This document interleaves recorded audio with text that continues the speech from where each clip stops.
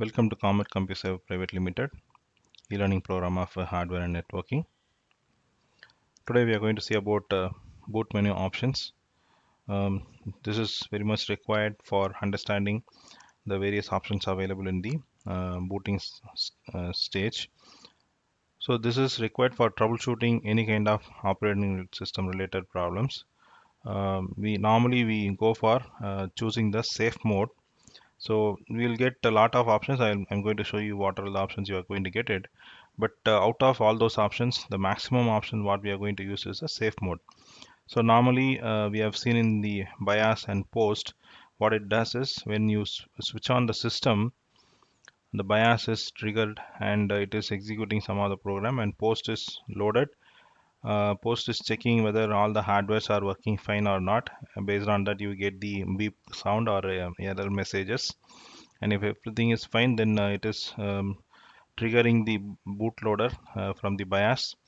So bootloader is going and verifying the operating system availability in the specified drive, whether it is floppy or hard drive or CD. Then accordingly it is booting the operating system. This is the normal workflow of a computer booting. Now something happened to the computer. You installed some software, some hardware, right, because of which the system is not booting properly. And sometimes you are getting a blue screen error. Okay, we call it as a BSOD, blue screen of death. We'll be discussing that as a separate topic, but now here it is a safe mode. So those kind of situations, it will lead us to go for a safe mode. And sometimes you have made the registry changes in the system unknowingly, knowing the effect of changes. Because of that, the OS is not working, so you don't know the seriousness of the configuration change, right? Because from home users, they simply do the changes, but after rebooting it will not work. So they don't know what they have done, and certainly they will forget it. So we'll have to check what is the last change they have performed for the desktop, after which the system has got down. So in any kind of change implementation, right, in the ITL process also, what we recommend is a server is having a problem. It was working before, 2 days back it was working before, now it is having a problem. So what we will check with the server administrator is what is the last change you did, maybe a hardware upgrade, software upgrade, patch update, whatever it is. So it was in a good configuration stage at some point in time. That was the last change happened to the computer or the server. Maybe because of that change we could have had this problem. So first suspicion will be last change done for the particular system or server. So we'll have to clarify that. Sometimes now if you uninstall or remove the hardware, remove the software, the problem gets resolved. So that is how we do the troubleshooting, right? And 50 percentage it will work out. All right, alternatively we have to find out other reasons. We cannot stick with only one reason, right? So this is one option that we have to verify it, right? So we have a track of we perform for the particular server item, so it will be easy for us to find out in the system itself. In case of residential users or small organizations, right, we may not know what they have done last. They would have forgotten. They don't have a track of records. They don't have a request number, so we don't have a track. So we'll have to just try asking them what is the change they have done in the system, right? So they don't know again. So what we have to do is then we have to choose the mode called safe mode. So here the safe mode is the name itself says it is safe. Operating system will be loading with the minimal configuration. So whatever you did extra, it will not work in this mode. Some of the hardware functions will not also will not work. The basic functions will work in the system. So we cannot expect all the hardware and all the applications to be enabled in this mode, right? Because while loading the operating system in this safe mode, I am choosing the safe mode while booting. Immediately the operating system recognizes the option and limits the loading of multiple softwares. Maybe in startup I would have got 20-25 startup applications, so not all the applications will be loaded.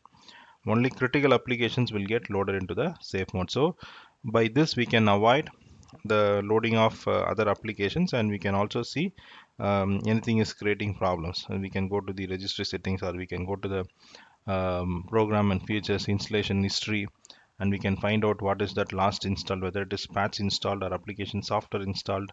And we can go to device manager and find out any hardware newly installed, and showing some critical error in the device manager.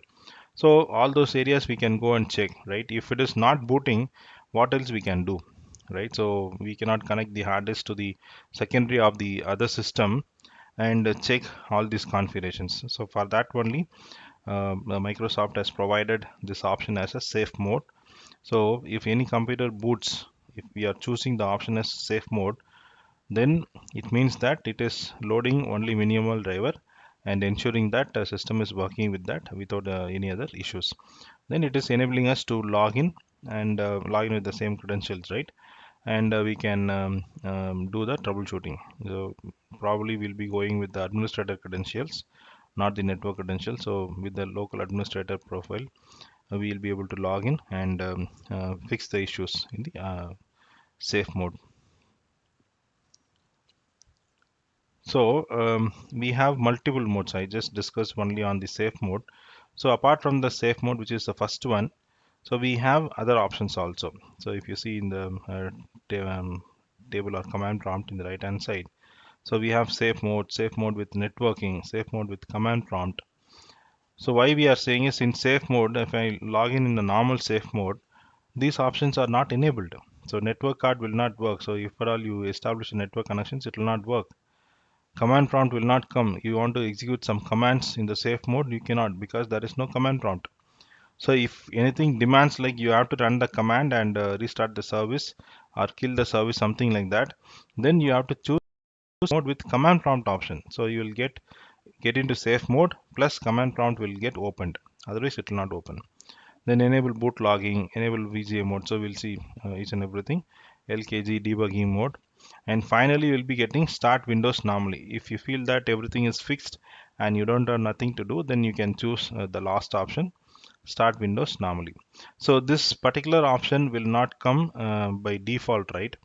So in the safe mode or this boot menu, you will not get by default. So each and every time, and the operating system loads within fraction of seconds from the BSL, right, bootstrap loader.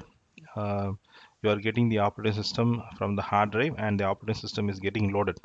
Okay, it will not take much time, but here now we have to press F8 or F12 based on the operating system to enter into the safe mode. So you have to press the button so that you will get different options. Then you can choose it, right? So we are just parking the normal login and enabling the troubleshooting login, right? In Windows 10 or Windows 8 and above, there is another option for enabling it. So I'll show you how to do in Windows 8 and above. So in safe mode, drivers can be loaded and unloaded. Video settings can be changed. So whatever hardware you wanted to do, you can do it. So normally F8, F12, it depends on the BIOS. Okay, so Avard BIOS, AMI BIOS, Phoenix BIOS, we have seen the different types of BIOS in the BIOS session. So you'll have to find out what is the key for entering into the safe mode. So normally it is F8, so we can use the F8 option to enter into the safe mode. So safe mode with networking. So as I told you, the normal safe mode will not load the network card drivers. So if at all you need to establish a network communication with other systems and forward some data to and fro, then you need to enable this option, safe mode with networking, so that your network card is also loaded and working with the system. Safe mode with command prompt, just now we discussed. So you want to run some commands into the system, so enable this mode and login, so that you will be able to run the commands and stop the service. Enable boot logging. So this one is for creating the log file while booting is happening, and this will be placed in the root of the system, maybe in the C drive, like that. So this log file will also display any files or drivers that were not loaded. So this log file, it's creating a entry like what are the files are getting loaded, what are not loaded. So those informations are available during the boot time. It is getting recorded, so that if you open the log file, you can find out how many files are loaded, how many not yet loaded, something like that. enable VGA mode. So this mode, this is specifically created to fix the issues with the display card. So after installing the display card, the resolution is gone. Maybe it is too high or too low, or you don't know whether it is supported by the monitor or the system.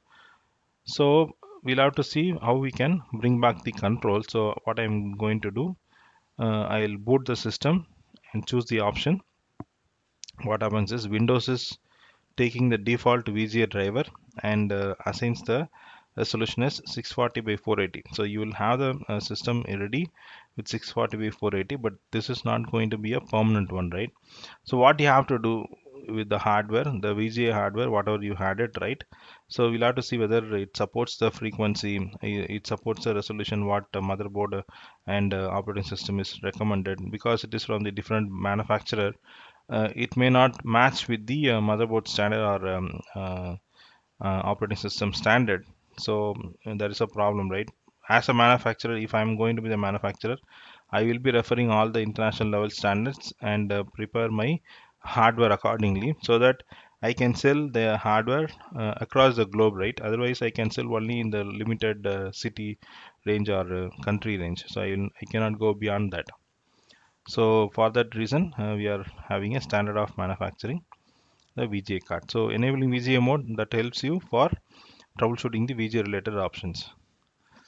LKG, last known good configuration. So before getting into safe mode or any other mode, so normally after installation you suspect that the last OS installation or patch updation or hardware installation is causing the problem.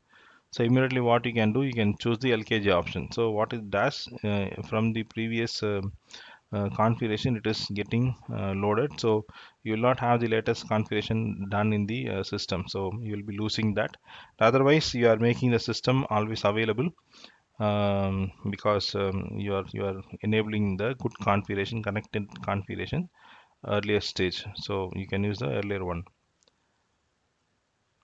So when you're choosing the LKG, it is loading Windows by using the configuration saved in the registry. So the previous configuration, whatever it is saved, those values will be saved, and we can start working with the computer. This will be helping you in a quicker recovery of the system. If this is not helping, then you can go for a normal safe mode, so that will help. Debugging mode. So booting into debugging mode for servers, it will be definitely help, and it is capturing some of the logs.